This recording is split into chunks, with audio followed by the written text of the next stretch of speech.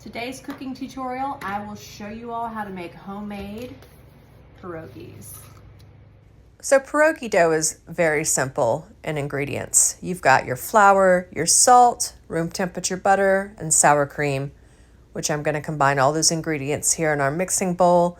And of course, there will be a breakdown of ingredients in the description of my video. And as you notice, the ingredients are still a bit shaggy, but this is where we add our egg to bind our dough.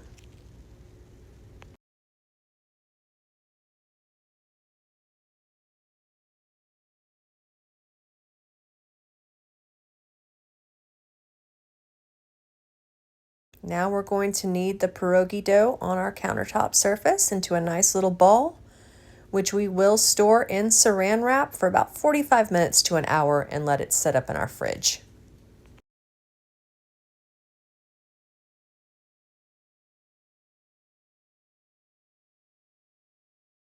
All right, so while our dough sets up, I'm going to start working on our pierogi filling ingredients.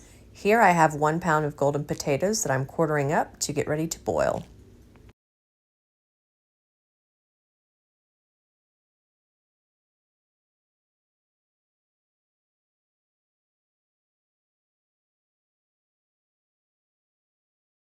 It only takes about 15 minutes for golden potatoes to boil and get soft. I'm also going to take that garlic there and I'm going to roast it in the oven for 45 minutes. I'm going to add it to our mashed potatoes along with the trio of cheeses, which I will obviously provide in the breakdown of the video. Mash all those together, and then I'm going to continue working on our other filling ingredients, which is 1 white onion here, which I will be caramelizing in a bit.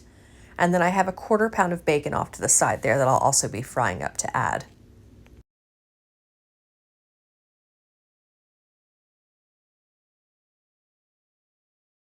So we fried our bacon, we're adding it to our filling ingredients.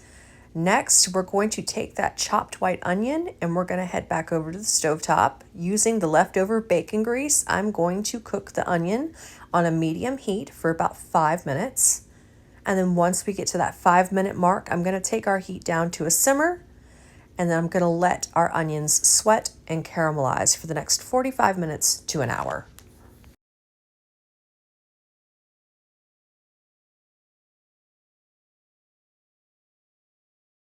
And be sure every 5 to 10 minutes you're going to want to stir your onions around.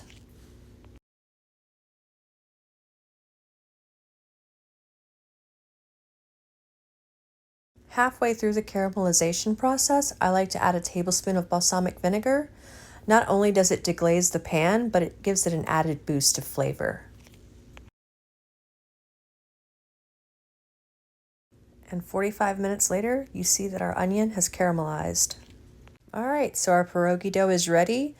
Pierogi dough needs to be 1/8 of an inch, so I like to use my ravioli machine to acquire that. You can also use a rolling pin, obviously. So I've cut the pierogi dough into little squares. I take a tablespoon of the filling to each square, making our pierogi shape around each. And then when I'm done, I will take a fork and crimp the ends off.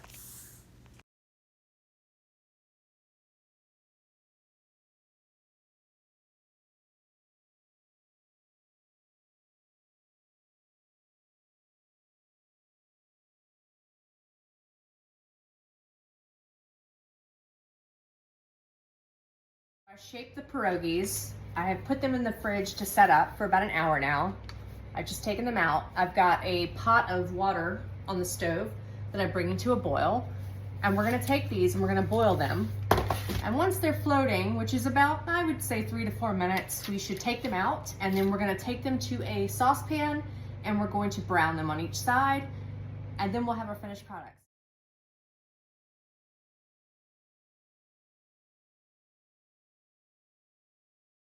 And again, you're only going to need to boil the pierogies for about 3 to 4 minutes, and then they will be ready to be removed. I've got a baking sheet over there with some paper towels on it to drain them off properly before we take them to our saucepan and brown them on each side.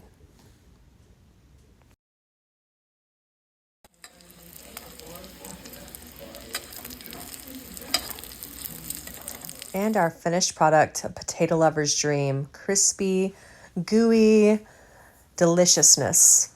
A loaded pierogi.